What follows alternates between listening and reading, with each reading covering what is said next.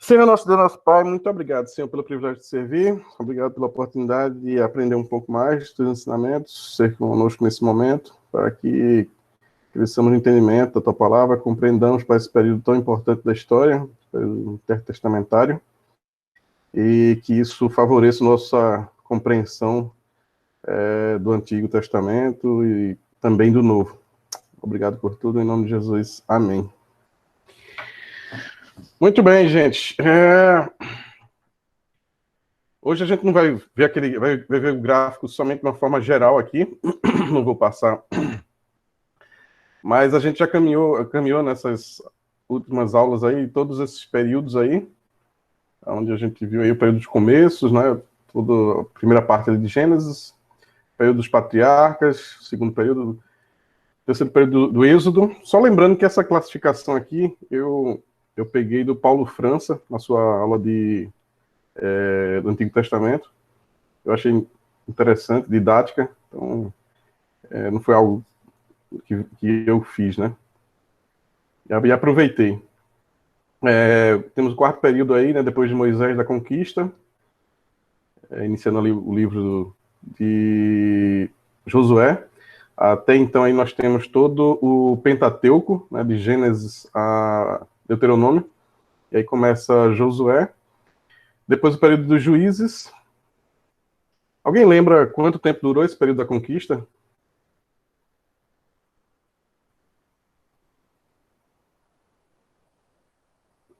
Dois anos? 20? 3? Ah, aqui teu dedo estava escondido aqui, 3, né? É isso aí, João, muito bem. 25 a 30 anos, né? O período dos juízes dura um pouquinho mais, né? 3 séculos e meio. Tem um livro de Ruth aí, período da monarquia, período bem próspero aí do povo de Israel. Temos o período do reino dividido, Israel e Judá.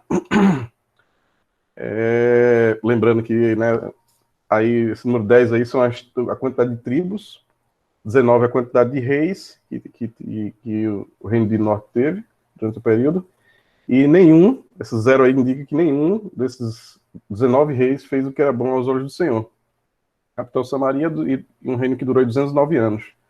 722 a Síria vai lá e acaba o reino do norte, ele não deixa de existir como nação. E Judá, ao sul, temos duas tribos, Judá e Benjamim, 20 reis, e 8 desses 20 fizeram o que era bom aos olhos do Senhor.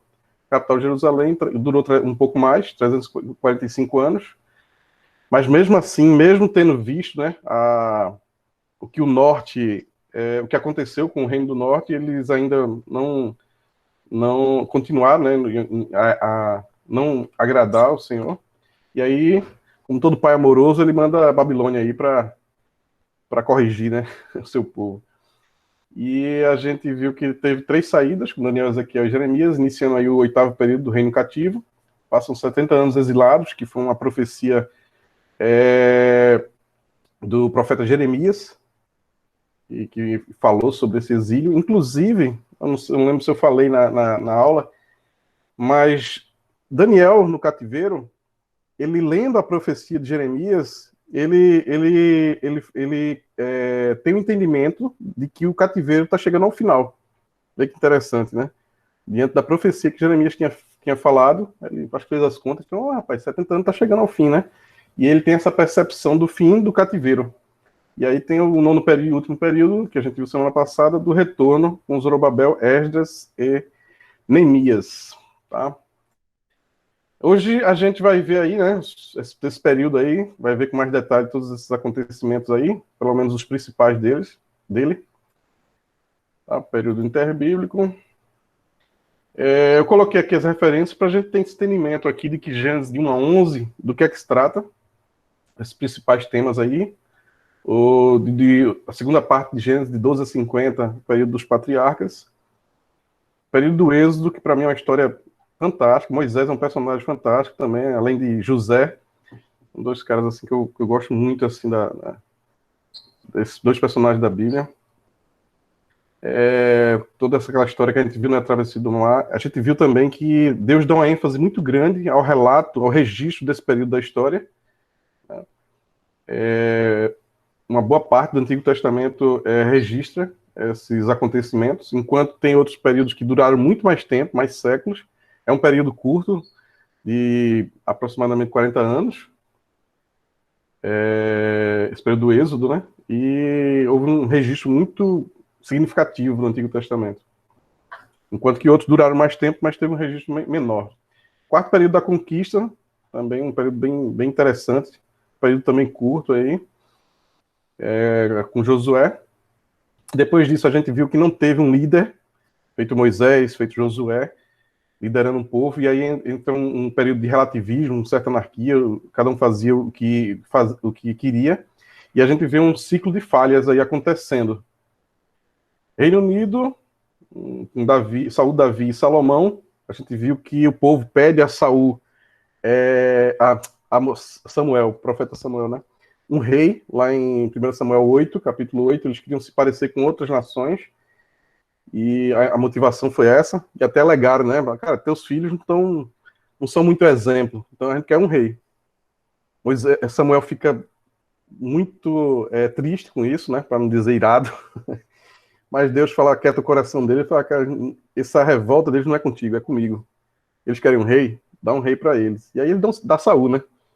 Aí a gente viu todo aquele desenrolar, quem era a pessoa de Saul, né? Um cara temente a homens, que tinha um temor a homens, mesmo sendo evidenciado assim, os erros dele, ele não reconhecia. Mas foi um período assim onde a mais poderosa, né, a monarquia, teve a mais poderosa monarquia de toda a história do povo de Israel. Teve um período de expansão territorial muito grande, principalmente com Davi e Salomão, e foi um período que o povo de Deus, né, Israel, teve um grande respeito internacional. Durou aí 120 anos, 40 anos cada rei. É um rei dividido, um período bem conturbado, tinha dois reinos aí. A gente pode observar também uma grande movimentação profética, muitos livros, né? Todo o conteúdo de Isaías, Jeremias, Lamentações, todos esses profetas aí profetizando tanto para o Reino do Norte quanto para o Reino do Sul, mas também para nações estrangeiras, né? Como é o caso de Jonas, profetizando lá para os assírios. E aí o período do cativeiro, Reino Cativo, tá? O período de grande atuação profética também. Todo esse período aí teve grande atuação profética, o cativeiro babilônico e o surgimento aí do Império Persa. O Império Persa dominando. Uma coisa que eu gostaria de destacar aqui é que os judeus nunca mais cometeram o pecado da idolatria. Eles viraram monoteístas, de fato, até hoje. Voltaram-se à lei do Senhor e tornando-se judeus piedosos, né? Trocaram o hebraico pelo aramaico e aprenderam a viver sem um templo, uma vez que ele tinha sido destruído pela Babilônia. E surgiram aí as sinagogas, e dedicaram-se aí ao comércio. E aí, por fim, o período do retorno, com toda aquela permissividade do Império Persa. A gente viu que Neemias era o copeiro ali do rei Artaxerxes, e, como eu falei, o copeiro não era uma simples pessoa, era a pessoa que tomava, uma pessoa de confiança que tomava, né, para ver se não estava envenenado por rei beber, né? Então é um cara que estava disposto a morrer, assim, ou então tinha sido colocado para morrer pelo rei, né? Caso tivesse envenenado, alguma coisa assim. E eles tinham um relacionamento muito amistoso, e ele permite aí esse retorno, né, a construção do templo com Zorobabel, a reforma religiosa que Esdras fez e a construção do templo com Neemias. Só recapitulando aqui a ordem cronológica aí dos livros, tá? Na história. Eu destaquei aqui aquilo que a gente viu no bibliômetro na primeira aula. Desses, todos esses aí são os livros considerados históricos, livros de história, tá? São narrativas aí, dos quais os 5 primeiros livros, Gênesis, Êxodo, Números, Levítico e Deuteronômio, são o Pentateuco, formam o Pentateuco, tá? Temos os livros poéticos, ou livros de poesia, com Jó, tendo cronologicamente lá no tempo de Gênesis, Salmos, Provérbios, Eclesiastes e Cantares aí nesse período aí da monarquia. Tá? É muito interessante a gente perceber em que momento da história foi escrito, né? E por quem também os livros, né? Principalmente poesia, que não são livros assim um pouco tem uma classificação um pouco diferente dos demais, né? E por fim, os livros proféticos, dos quais a gente tem Isaías, Jeremias, Daniel, Ezequiel e Lamentações como os profetas maiores, e os demais 12 livros aí são os profetas menores, tá? Então deixar no PDF aí para vocês depois consultarem. É interessante a gente ter essa divisão, essa visibilidade da divisão de forma cronológica. E hoje a gente vai entender um pouco dos acontecimentos desse período interbíblico, um período intertestamentário, período entre os dois testamentos, né, o Antigo Testamento e o Novo Testamento, também conhecido como período intertestamentário. E vamos entender um pouco como era a região, as diferenças, né, no Antigo Testamento da região ali. Então, a Judá era uma pequena terra no Antigo Testamento, uma pequena terra na época de Malaquias, no final do Antigo Testamento. Passados aproximadamente 400 anos, a Palestina aí se torna grande em sua extensão. Tá? O império que dominava ali no finalzinho do Antigo Testamento foi o Império Persa. A gente viu que teve o Império Grego, e no Novo Testamento a gente vê aí o Império Romano dominando ali a região. Eu estou falando mais nisso no que se refere aos acontecimentos da região da Judéia ali, tá? A língua era o aramaico, no Antigo Testamento finalzinho, e no Novo Testamento o grego. No Antigo Testamento o sumo sacerdote é a grande autoridade local, enquanto que no Novo Testamento a grande autoridade local são os Herodes. Algumas diferenças aí entre o final do Antigo Testamento e o começo do Novo Testamento. Tá? Deixa eu só abrir um parênteses, esqueci de falar no começo, que a gente vai ter um teste, tá? Vai ter uma provinha para ver quem vai ganhar o livro, tá bom? Eu fiz um formulário no Google Drive, vou mandar para vocês o link depois, e aí vocês vão ter um tempo, tá? Apropriado. Vai ser com consulta. Então a Dani, que é professora, sabe que com consulta o negócio é mais pesado. O nível é mais alto. Então vocês vão poder consultar todos os PDFs que eu mandei para vocês, tá? Então tem que minerar ali onde é que para encontrar a informação. E aí quem responder dentro do tempo o maior número de perguntas, né? Vai ganhar o livro. Se houver empate, aí eu vou pedir ajuda dos universitários para decidir. Muito bem, só para empolgar vocês aí, tá? A gente tem aí o Império Persa, que governou de 539 a 335, no Antigo Testamento, na Judéia. Teve algumas guerras contra a Grécia, a Primeira Guerra Médica, a Batalha de Maratona e a Segunda Guerra Médica. E a gente vê que a grande autoridade do governo da Judéia estava nas mãos do sacerdote. Todos buscavam, por ser uma posição importante e de autoridade, né? E a gente vê que o ser humano ele tem essa tendência de querer poder, e todos buscavam ser sumo sacerdote. Até então, eram só da classe levita, dos levitas. Mas nesse período, qualquer um podia ser. E aí a gente vê que acontece muitas conspirações e assassinatos, pois todos eles buscam ser sumo sacerdote. Então o Império Persa, ele enfrenta aí diversas guerras contra a Grécia, pois sabia que eles estavam crescendo em poder militar, e a gente vê que é uma característica ali de quem está dominando a região, quando vê alguém crescendo, surgindo, eles vêm com uma ameaça e tentam sufocar. Só que o Império Grego ele não tinha pretensões, até o momento, de uma expansão política. E aí, só que os persas, eles perdem todas as guerras contra os gregos. Aqui um pouco do domínio do Império Persa, nesse momento. E aí Filipe da Macedônia, ele estendeu o seu poder sobre a Grécia, formando um pequeno império. E aí quando Filipe se preparava para uma guerra contra a Pérsia, ele foi assassinado. ele é do Império Grego, né? Então eles não tinham essa pretensão expansionista, eles foram meio que obrigados, porque a Pérsia estava começando a querer sufocar, ele falou, já que é para lutar, então vamos lutar para quebrar. Filipe começa essa expansão, só que ele aí acaba sendo assassinado. E aí quem sucede a ele é o seu filho, Filipe. Quem sucede Filipe, né? É o seu filho Alexandre, conhecido aí como Alexandre o Grande. Com apenas 20 anos de idade, em apenas 12 anos, Alexandre acabou com o poder da Pérsia. Então, como é que a Grécia conseguiu dominar os persas? Uma das especulações é pela forma como eles se agrupavam militarmente. Eles tinham uma forma de atacar. Então, quem assistiu 300 aí viu que, né, que às vezes o número, a estratégia, então a forma, ela acaba tendo mais êxito do que o número. Então ele acabou sufocando aí as investidas do Império Persa e dominando. E em 335 Alexandre deu início ao seu extraordinário reinado aí de 12 anos. E aqui a gente vê um pouco da expansão de Alexandre. Começando na Macedônia, na Grécia, foi estendendo todo o seu império. E em 12 anos dominou todas essas terras. No ano de 323, o grande general, o Alexandre o Grande, ele morre.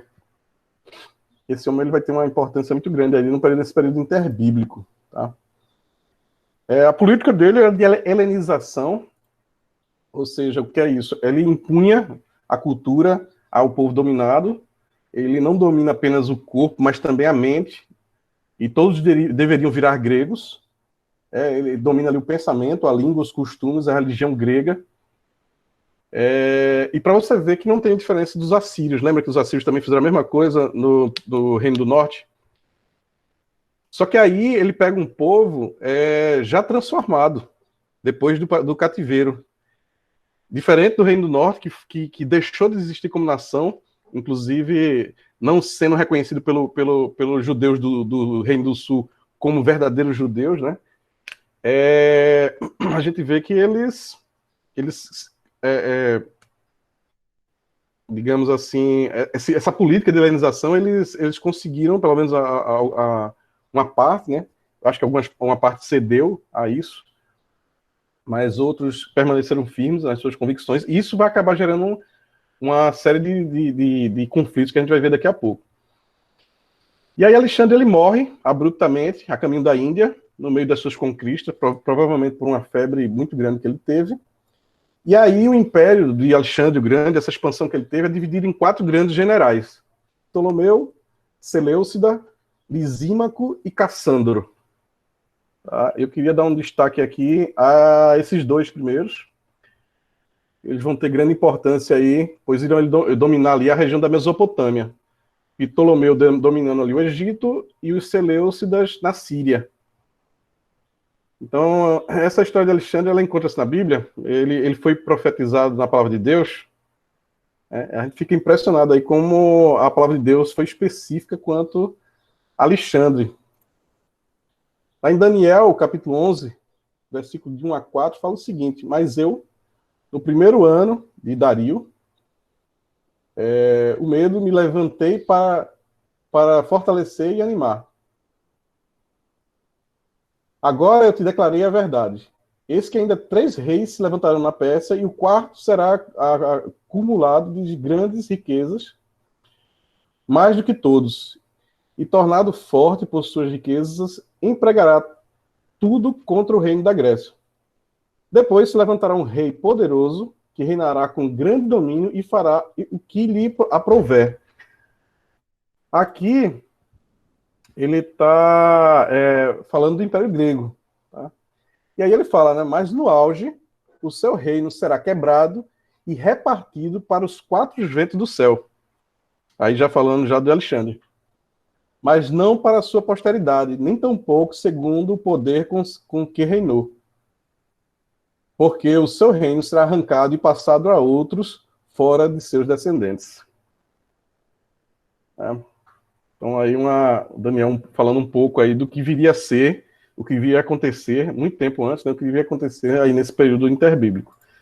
E aqui a gente tem em que região cada um desses generais ocupou. Como eu falei, né, dois deles são de grande importância, o Seleucidas e o Ptolomeu. Por quê? Porque entre o Egito e a Síria, que é o que cada um dominou, tem a Judéia. Esses dois reinos vão lutar para dominar a Judéia. A Judéia fica exatamente ali no meio. Então ela vira um centro de disputa territorial. E os Ptolomeus, no Egito, aí nessa triângulozinho amarelo, eles começam dominando aí a Judéia. Tá? E aí a gente tem o período do Ptolomeu, durou aí 323 a 204 a.C., foi a parte do Egito. Depois da morte de Alexandre, né, a Judéia caiu sob o controle do general Ptolomeu Sóter, e durante os próximos 120 anos, faltou um A aí, né, a Judéia foi dominada pela dinastia dos Ptolomeus do Egito. Tá? Ptolomeu Filadélfio, ele faz a tradução da Septuaginta, que é a tradução do Antigo Testamento hebraico para o grego. Isso surge nesse período intertestamentário. Ele convoca aí cerca de 70 sábios para realizar essa tradução. E no primeiro ano já foi traduzido todo o Pentateuco, depois todo o Antigo Testamento. Só que a gente tem que entender que ele não fez isso por bondade. Tá? Existia uma colônia de judeus muito grande e que tinham muito dinheiro, e ele sabia que esse livro era de grande importância aí para os judeus. E aí ele procura agradar os judeus e promove a tradução do livro de Moisés, do hebraico, para o grego, surgindo aí a Septuaginta. Nos anos seguintes foram feitas as traduções de todo o Antigo Testamento. Até o momento, as escrituras hebraicas eram as mesmas da Septuaginta, os mesmos livros. E à medida que essas traduções foram feitas, foram acrescentando livros que eram considerados aí importantes também para os judeus. Então não foram só acrescentados livros do Antigo Testamento, mas outros, tá? Livros aí que compõem a Septuaginta. Então a gente tem aqui, ó, os livros da lei de Moisés, tá? Esse em vermelho foram os livros que foram acrescentados, certo? Na Septuaginta.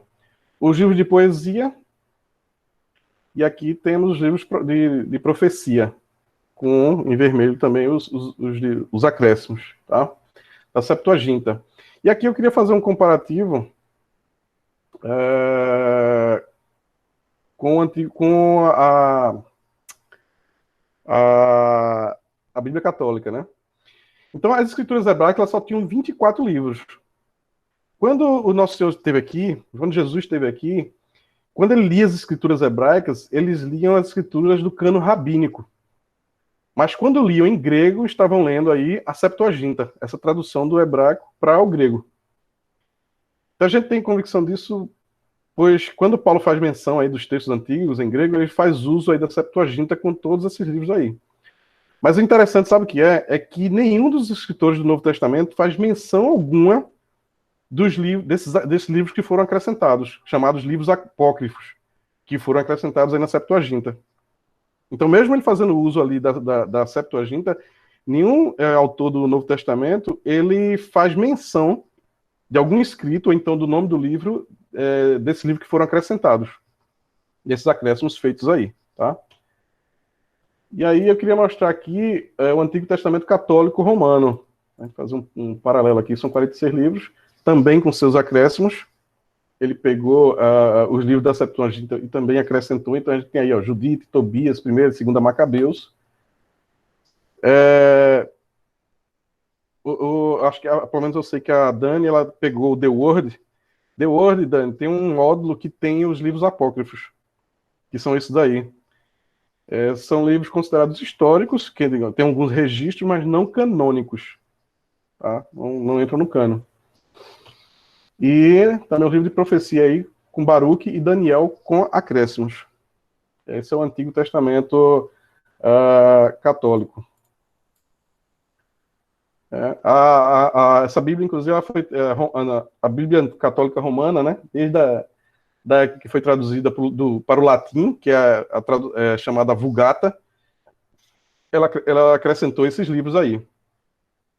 Então a gente vê algumas diferenças da nossa Bíblia para a Católica Romana, pois acrescentaram ao cano rabínico, né, alguns livros que se encontravam na Septuaginta.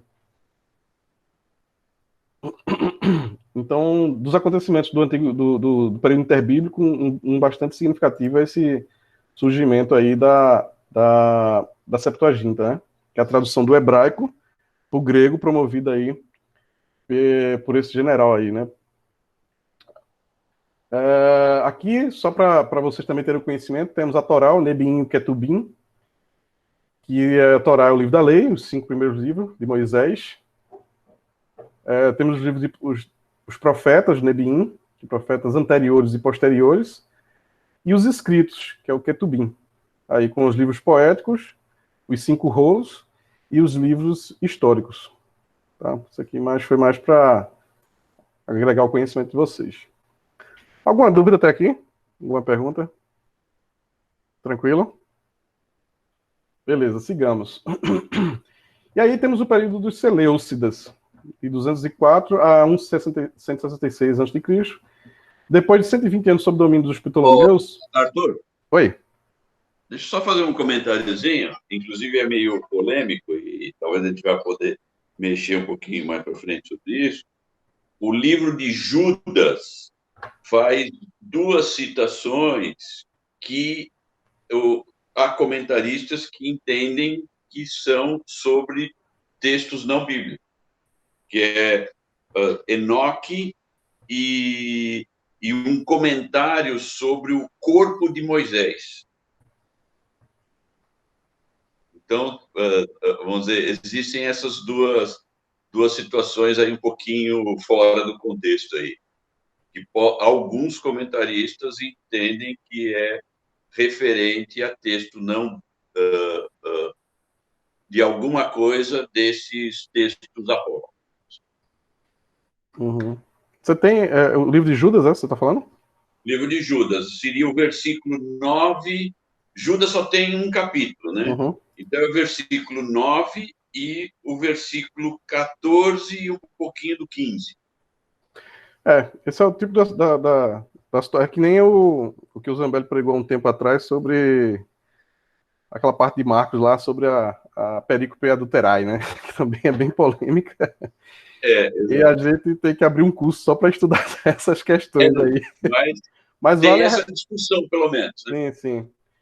Vale a ressalva. Não que seja extremamente forte, né? Mas que tem esse elemento. Sim. Não, eu acho que é interessantíssimo esmiuçar isso, apesar de que infelizmente não tem tempo para isso aqui.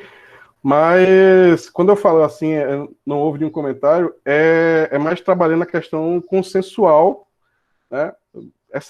Interpretações sempre vão existir, mas é mais de forma assim geral. Mas foi muito bom a colocação aí. De repente a gente cria um EBD aí só para discutir essas. Na realidade, depois eu vou fazer uma propaganda, porque a intenção é de estudar o livro de Judas no próximo período. Pronto, já poderia ter a oportunidade de esclarecer isso aí para a gente. Muito bom, João. Obrigado aí pela observação. Muito bem. Período Seleucidas. Nos próximos 40 anos, sob o domínio dos Seleucidas, tentou se impor com rigor a política de helenização da Judéia. E a gente tem um cara chamado Antíoco Epifânio. Ele foi terrível para com os judeus e usou de todos os instrumentos que pôde para helenizá-los. Começou a perseguir os judeus e queria de todas as maneiras provocar, né, dos judeus com sua política de helenização, que era justamente trabalhar mudar a forma da linguagem, queriam entrar na mente dos judeus ali, né? Houve uma radical imposição do helenismo, houve-se a notícia, e aí tem um fato interessante, que ele sai para uma batalha contra os sírios, e na Judéia houve o rumor de que ele havia ter morrido. E os judeus começam, ele morreu, tal. E aí, quando ele fica sabendo, ele fica furioso. E aí, quando ele voltando da batalha da Síria, ele passa na Judéia e se vinga dos judeus, matando 40 mil judeus em Jerusalém, por conta desse fato. E ele não se contenta com isso, um cara realmente perverso. Ele pega o instrumento o animal mais desprezível do povo judeu, que é um porco, né, que é um animal considerado imundo, e ele derrama o sangue do porco, profanando ali o local do templo. Então, após profanar aí o templo, acontece aí uma rebelião. Então, essas coisas acontecem e vai gerando rebeliões. E acontece a rebelião do povo judaico, promovido por um grupo de homens chamado de Macabeus. E aí a gente tem nisso aí a revolta dos Macabeus. Um sacerdote aí chamado Matatias inicia essa rebelião contra o domínio sírio, né? Matatias fugiu de uma região montanhosa da Judéia com a ajuda de seus filhos e empreendeu aí uma luta de guerrilha contra os sírios, o exército mais poderoso na época. E aí o velho Matatias morre, sem ver a vitória, mas os seus filhos continuam a luta pela independência da Judéia. Judas, o filho mais velho de Matatias, deu continuidade a essa revolta, né? Usando aí a tática de guerrilha. Simão libertou-se totalmente da Síria e adquiriu independência nacional e paz na Judéia. E João Hircano promoveu a expansão territorial da Judéia. Tá? João Hircano, aí, no caso, é o filho mais velho de Simão, neto de Matatias, que iniciou toda essa revolta dos Macabeus. E aí dá início a essa expansão. E aí, entre 1166 a 37, a gente vê que está se aproximando aí da plenitude dos tempos, da vinda de Cristo. De 166 a 37 a.C., a Judéia ela goza de paz e independência. Aqui eu coloquei só para vocês, a nível de consulta aí, quem iniciou essa revolta macabeia, né, e quem deu continuidade aí com seus filhos, né? João Hircano, Alexandre de Janeu, Aristóbulo e Antígono aí. Os filhos do Matatias que deram início. E a gente vê que em 167 a.C. iniciou-se uma luta foi uma época de lutas religiosas e disputa entre judeus como nunca aconteceu na antiguidade, né? Judeus morreram defendendo ali os rolos da Torá, dos judeus helenistas. Porque com essa política de helenização dos Ptolomeus, dos Seleucidas, alguns judeus cederam a essa política de helenização. Então, houve uma divisão dos judeus ortodoxos, né, daqueles que permaneceram mais firmes, e os judeus helenizados, que eles eram mais... eles permitiam, né, mais flexíveis, tá procurando essa palavra, com essa política de invasão. E aí um assassinato causado pelo zelo da Torá, né, foi o estopim para iniciar a rebelião dos Macabeus. Ela teve início aí com os filhos, né, que eram fazendeiros, e muitas vezes servido como mercenário, conheciam as táticas de combate helenísticas. Tá? Eu coloquei aqui, e aí, diante dessas grandes divisões, vê só que coisa interessante, né? O povo judeu ele começa a se dividir. Então, por exemplo, tem um grupo aqui que ficou mais firme na política de helenização. Não, cara, a gente não aceita isso e tal. E tem outro que falou assim, não, cara, vamos deixar... estou pedindo para que isso aqui seja permitido. Então, teve uma parte de judeus que começou a ceder. E isso começou a gerar esses grupos aí. Os saduceus, os herodianos, os fariseus, os zelotes e os essênios. São todos grupos que a gente vê no Antigo Testamento, né? Inclusive um dos apóstolos é um zelote, esse grupo radical que a gente vai ver um pouco mais daqui a pouco. Os saduceus eram da elite, da nobreza do sacerdotal, dos zadoqueus. E aí os saduceus eles toleram sumos sacerdotes ilegítimos de outros clãs, desde que a condição deles, não, desde que o culto do templo não fosse alterado. Então eles começam a negociar e a ceder. Só que tem outros judeus que não aceitam isso. E aí, como os saduceus eram elite, né? Até no tempo de Jesus fala isso. Então o partido, inclusive, foi desintegrado aí com a destruição do templo no ano 70 depois de Cristo. E aí um sumo sacerdote legítimo, um zadoqueu, ele funda a comunidade dos essênios, um outro grupo, e considerava a sua comunidade como sendo o verdadeiro templo, que inclusive ia perseverar, né, não ia ceder até a vinda de Cristo, né? Até que Deus fizesse justiça. Então eles eram aristocratas, eram pessoas cultas e estavam certos e conheciam uma verdadeira Torá, esses essênios, os essênios, né? Os fariseus, eles protestam se opondo à política dos asmoneus, quando esses conquistaram territórios que tinham pertencido a Israel, na região ali da Samaria, Idumeia, Galiléia, e obrigam a estrangeiros que viviam ali a obedecer às leis judaicas. E os fariseus perceberam isso como um atentado sério, né, tão sério à pureza do povo judeu, que desencadearia uma guerra civil. E aí eles foram derrotados. Devido aos compromissos necessários para que isso fosse possível, os textos de Qumran chamam eles de niveladores e o Novo Testamento chama os fariseus aí de hipócritas, né? Inclusive o próprio Senhor Jesus chama eles de hipócritas. Tá? Então, assim, para muitos, foi insuportável o fato de que agora seus impostos iam para Roma, porque chegou um determinado momento que Roma começou a dominar ali a região, e não para reis sacerdotes judeus. Então, até o século II depois de Cristo, houve recorrentes rebeliões de judeus contra Roma. E aí surge um deles aí que é os zelotes, que são fanáticos que promovem uma guerra armada contra Roma e protestam com clamar resistência aí contra Roma. Aqui eu coloquei de forma gráfica, é um gráfico que tem no livro, um livro que algum de vocês vai ganhar aí, tá? Montando quebra-cabeça do Antigo Testamento.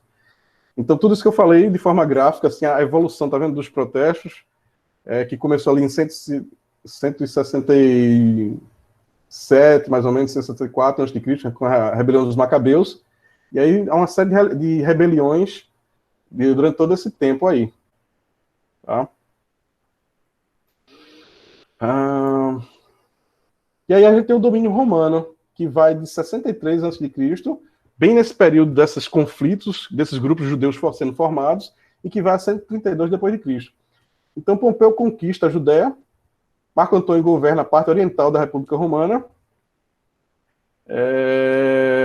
César Augusto, até então Roma era uma república, mas a partir de agora, com César Augusto, ela torna-se um grande império, tendo forte influência sobre a Judéia e toda a região. No Novo Testamento encontramos a Judéia e a Palestina sob o domínio dos romanos, porque agora é uma grande potência mundial. Os macabeus começam a guerrear entre si, levando uma grande guerra civil aí, buscando ter poder sobre toda a Judéia. Então, diante disso, surge um homem, um idumeu, chamado Herodes. Ele sai da Idumeia e vai para Roma. E conta ao imperador o que está acontecendo lá na Judéia. Ele fala, tá uma cachorrada lá, cara. Aí o imperador, querendo consertar tudo que está acontecendo, ele faz de Herodes aí o rei dos judeus e manda ele acabar com a guerra civil dos macabeus. Então agora a Judéia está sendo governada por um grande líder, um grande administrador, e começa a governar a Judéia sob a autoridade de Roma. Então ele depõe o último dos macabeus, que era um dos grandes generais dos quatro, né, de Alexandre o Grande, que tinha dominado aquela região, ele depõe, e a partir de 37 a.C., começa a governar a Judéia. Então, para os judeus, ele usurpou, ele tirou o Macabeu, né? E eles ele usurpou o governo Macabeu e eles querem se rebelar contra Herodes, pois não aceitam que um estrangeiro, um idumeu, venha reinar sobre eles. Isso gera muita revolta. Tá? E aí Herodes, ele é um cara meio louco, né? Ele casa-se com Mariana, que é uma macabeia, com o objetivo de apacentar, né, acalmar os ânimos, né? Mas ele não obtém sucesso. E aí o judeu... falta só mais 2 slides, tá? A gente já está terminando. Os judeus não aceitam que ele continue sendo rei, tá? E Herodes, cara, ele vivia sobre um pavor constante de que um descendente de Macabeu subisse ao poder e tomasse o trono. Ele era meio paranoico com isso.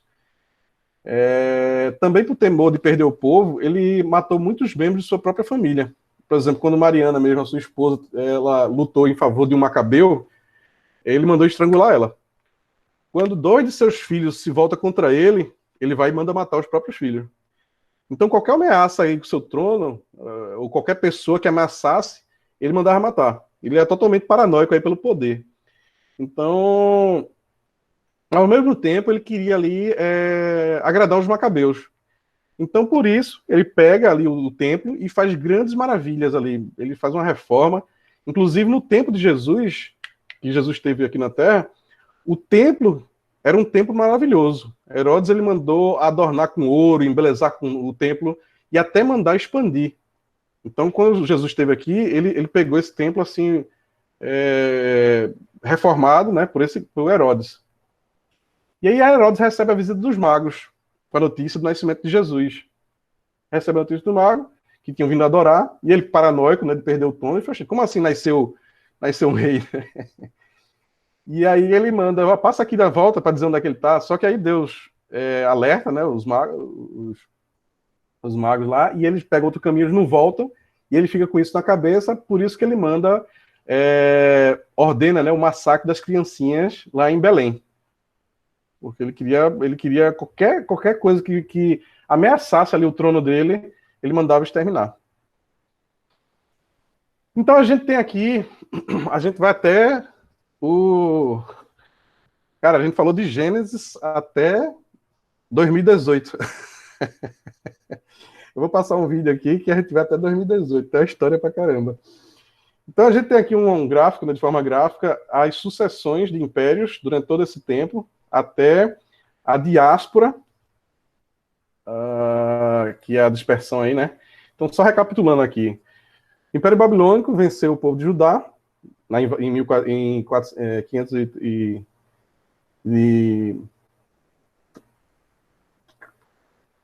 esqueci agora.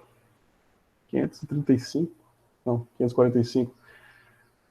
585, desculpa, lembrei. 585, eles invadem ali o Reino do Sul, Judá, venceu o povo de Judá e fica aproximadamente 70 anos sob seu domínio. Tem os persas, agora embaixo do Império Medo-Persa, num período de aproximadamente 200 anos. Segue os impérios que dominaram o povo de Israel. Aí tem o Ptolomeu, do Egito, um daqueles generais de Alexandre, agora embaixo do domínio dos egípcios, durante 120 anos.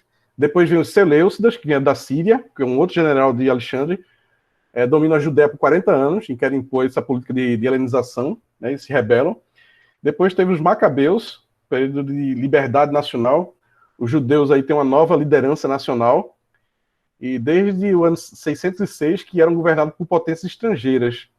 Então, cerca de 400 anos eles ficam sob o domínio de estrangeiros. E, por fim, o Império Romano envia líderes para dominar sobre a Judéia durante 170 anos. Então, diante de duas grandes rebeliões, e não suportam mais ter domínio sobre os judeus, e promove a diáspora judaica. Tá? Período onde os judeus estão espalhados pelo mundo, sem pátria, sem terra e sem liberdade e independência. Em 1948 é criado o Estado de Israel. E aí eles gozam de independência, só que é uma independência sobre muito conflito, como a gente pode ver até o dia de hoje, né? E algumas décadas atrás esse conflito era muito mais intenso. Eu quero passar um vídeo aqui para vocês que o cara é bem didático aí nessa, porque em 2018 foi os 40 anos da criação do Estado de Israel, 50 anos, né? Do Estado de Israel. Então, deixa eu passar aqui para vocês. Deixa eu ligar o som aqui. Em 2018, o Estado de Israel faz 70 anos. Mas para entender como esse país foi criado e por que esse mesmo fato é celebrado por israelenses e lamentado como uma catástrofe por palestinos, é preciso recuar no tempo. É preciso ir além de maio de 1948, quando Israel, país, foi criado, e entender as raízes ancestrais das disputas que até hoje envolvem a região. No fim do século XIX, movimentos nacionalistas cresciam por toda a Europa. É nesse momento que surgiu o sionismo. O nome sionismo se refere à teoria desenvolvida nessa época pelo húngaro Theodor Herzl, segundo a qual a sobrevivência do povo judeu, que vivia espalhado pelo mundo, dependia da criação de um Estado próprio. A ideia é que esse Estado fosse erguido na região da Palestina. À época, a Palestina estava sob domínio do Império Otomano e a maioria de sua população era árabe e muçulmana. A justificativa para que o Estado de Israel fosse criado justamente ali tinha ligação com histórias bíblicas que falavam da terra de Israel. Em 1918, com o fim da Primeira Guerra Mundial, o Império Otomano chegou ao fim, e a região da Palestina passou a ser então de domínio britânico. Os britânicos mantiveram posições ambíguas em relação aos interesses árabes e judaicos nessa região. 2 documentos mostram bem isso. O primeiro deles, de 1917, é a Declaração Balfour. O documento foi assinado pelo ministro das Relações Exteriores inglês daquela época, que deu apoio à causa sionista e impulsionou a imigração judaica nas décadas seguintes. Mas nesse jogo ambíguo, os britânicos também publicaram o Livro Branco de 1939, que limitava a imigração judaica e restringia a compra de terras árabes por judeus. Enquanto isso, a perseguição nazista aos judeus na Europa ao longo da década de 30 e no começo da década de 1940 deu impulso à imigração para a Palestina, inclusive clandestinamente. Nesse período, os conflitos se intensificaram em cidades como o antigo porto de Jaffa, onde árabes se revoltaram contra o estabelecimento de judeus no território. Eles viam o sionismo como uma estratégia colonial e imperialista europeia, enquanto os judeus viam a imigração para a Palestina como uma alternativa de sobrevivência ao Holocausto nazista. A despeito do rechaço local, essa presença de judeus na Palestina cresceu. Um ano após o fim da Segunda Guerra Mundial, em 1946, os judeus já eram 1/3 da população da região, que ainda estava sob mandato britânico. Em 1947, a ONU tinha sido recém-fundada. Foi ela, a Organização das Nações Unidas, que propôs um plano de partilha do território entre árabes e judeus, logo após a saída dos britânicos. A sessão da Assembleia Geral, que apoiou essa decisão expressa na Resolução 181, foi presidida por um brasileiro, o diplomata Oswaldo Aranha. O documento recomendava a criação de 2 estados independentes e de um regime especial internacional para administrar Jerusalém, cidade que é sagrada tanto para judeus quanto para muçulmanos, além de ser sagrada para os cristãos também. As autoridades judaicas aceitaram o plano da ONU, mas as lideranças palestinas e árabes não. Foi Davi Ben-Gurion quem declarou em 14 de maio de 1948 a independência do Estado de Israel. No dia seguinte, Egito, Síria, Líbano, Jordânia e Iraque atacaram o novo país. Depois de um ano de conflito, foi estabelecido um armistício em 1949 e foi traçada no mapa da região uma linha divisória que ficou conhecida como Linha Verde. O Estado de Israel foi criado em 1948, mas o Estado palestino não foi criado. Ao contrário, ele acabou em parte ocupado por Israel e em parte dividido em pedaços. A faixa de Gaza ficou sob controle do Egito. A Cisjordânia e a parte leste de Jerusalém ficaram com a Jordânia.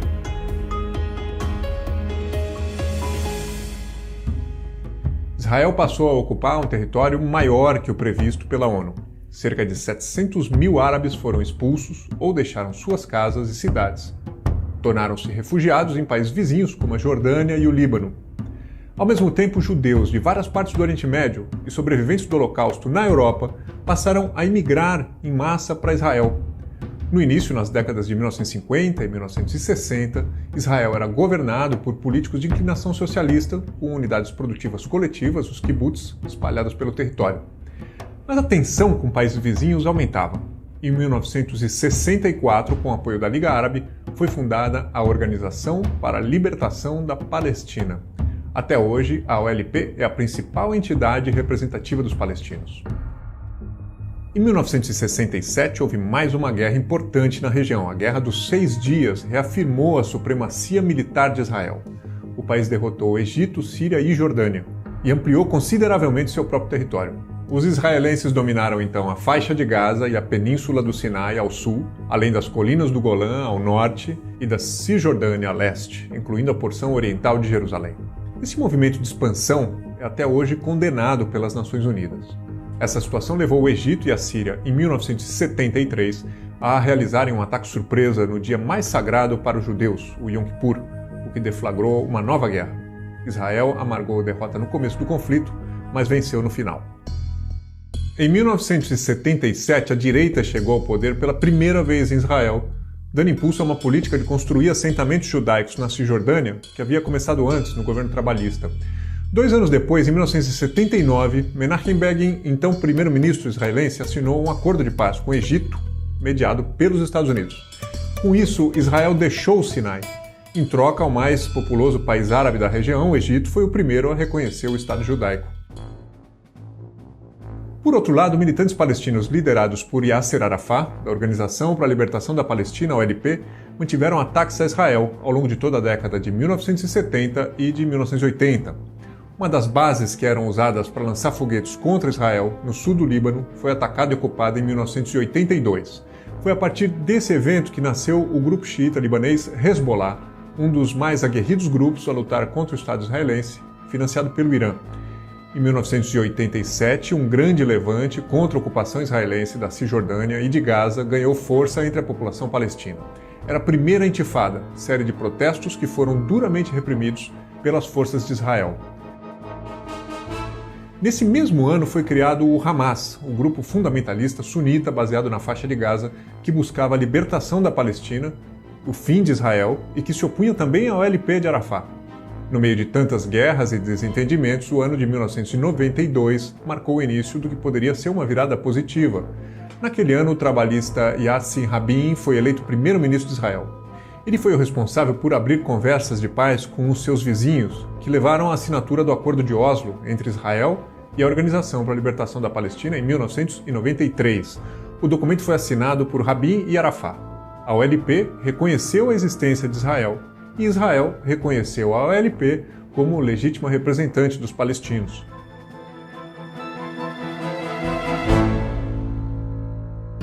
Em 1994, esse diálogo foi ampliado.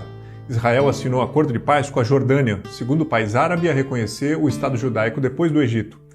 Tudo ia bem, ou pelo menos melhorando, até que grupos fundamentalistas começaram a sabotar o processo de paz. Em 1995, um judeu de extrema-direita assassinou Rabin em praça pública na cidade de Tel Aviv.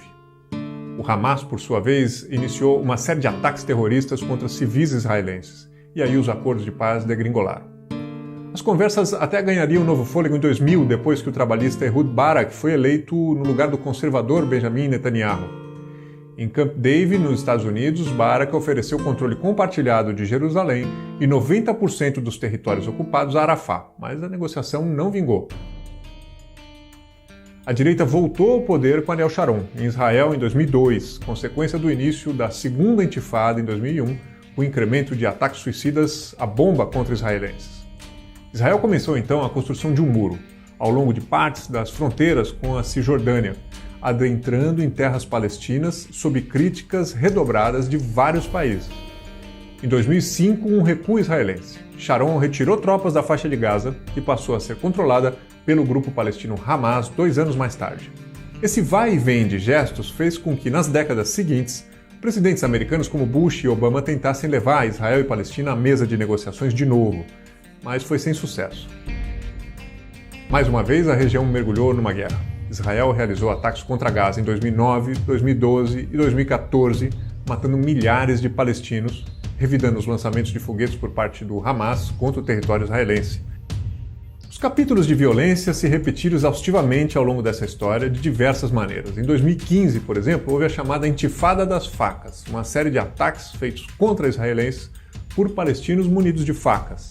Em resposta, o exército israelense fez novas incursões militares contra palestinos. 70 anos depois de sua fundação, Israel se consolidou como uma potência. Com apoio americano, o país tem uma das forças armadas mais bem equipadas e treinadas do mundo. Tem também uma economia pujante que produz ciência e tecnologia de ponta. Todo esse poder, no entanto, convive com a acusação de que o país marcou a própria história com inúmeros episódios de abuso no uso da força, abusos condenados reiteradamente pela mesma ONU, que em 1948 criou o Estado de Israel. Do outro lado, a Palestina segue sem ser reconhecida como Estado. Vive a divisão política entre a Cisjordânia, que é controlada pelo Fatah mais moderado, e Gaza, controlada pelo Hamas mais radical, e tem uma economia fraca que sofre com bloqueios impostos por Israel. Em 2018, a paz ainda parece distante. Restam ainda obstáculos antigos, um deles é o controle dos locais sagrados. Muitos israelenses e palestinos consideram Jerusalém a capital indivisível do seu próprio Estado, enquanto a ONU propõe o controle compartilhado desse local. Outro ponto de desacordo é o retorno ao território de pelo menos 5 milhões de refugiados palestinos. Outro ponto, Israel se recusa a negociar com o grupo armado palestino Hamas, que é chamado de terrorista por Israel, um grupo, aliás, que sequer reconhece a existência do Estado judaico. E por fim, os palestinos denunciam a expansão dos assentamentos de colonos israelenses sobre a Cisjordânia, que é um território palestino ocupado por Israel. A solução para esse impasse septuagenário permanece como um dos maiores desejos para os que comemoram e para os que lamentam esse aniversário em todo o mundo.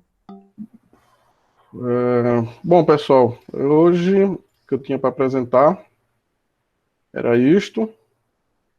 Espero que tenha ficado claro aí para vocês. Tá? E com isso a gente encerra toda essa história aí do Antigo Testamento e mais esse período aí dos 400 anos de silêncio, o período interbíblico ou intertestamentário, tá bom? Espero que tenha ficado claro, que vocês tenham compreendido, tenha agregado aí no conhecimento de vocês toda essa história do Antigo Testamento e mais esse pedacinho aí de 400 anos de silêncio, tá bom?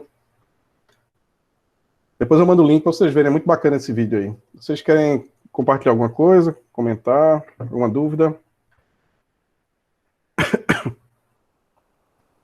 Não? Então, vamos orar para encerrar. E próximo mês teremos aí o João, dando aí a escola bíblica pela manhã, no mês de novembro. Não é isso, João? Quer dar fazer um merchandise aí da sua... Ok. Nós vamos ver pequenos livros da Bíblia. Existem 5 livros da Bíblia que tem uma folha só, um capítulo só. E daí, como são 5 domingos, nós vamos ver esses 5 livros. Aí vamos ver quem que sabe quais são esses livros. Já falei que Judas é um deles. Mas Judas vai ser o último a ser visto. Bacana. Maravilha, então. Próximo mês aí teremos o João. João, vai ser presencial? Presencial. Muito bem. Arthur, eu queria recomendar um livro nesse assunto que você disse hoje. Manda bala. Ele se chama Novo Testamento, a sua origem e análise. Ele é do Merrill Tenney. Eu mando para o pessoal depois. Na verdade, é só a primeira parte dele, é uma perspectiva histórica muito boa, bem detalhada, até chegar no Novo Testamento. Então, ele começa o livro trazendo todo esse contexto, né, do período interbíblico. Deve ser essa primeira parte, umas 50, 60 páginas, mas realmente muito bom. Fica aí, eu mando para vocês, então, na EBD, no Zap, tá bom? Esse Merrill Tenney é muito bom. É fera. Muito bom. Valeu, Zambelli. Isso aí. Zambelli, você aqui tem algum recado além desse? Você pode orar para nós? Com certeza, Arthur.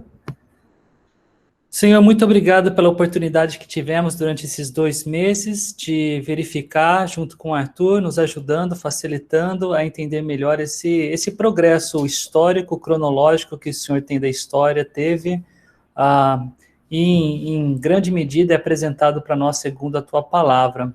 Ainda que ela não tenha tido uma ênfase cronológica, nós percebemos que existe sim uma revelação do Senhor para conosco, para com o povo de Israel, para que nós entendêssemos melhor e percebêssemos a Tua mão graciosa, a Tua mão justa, a Tua mão disciplinadora, a Tua mão amorosa durante todo esse tempo.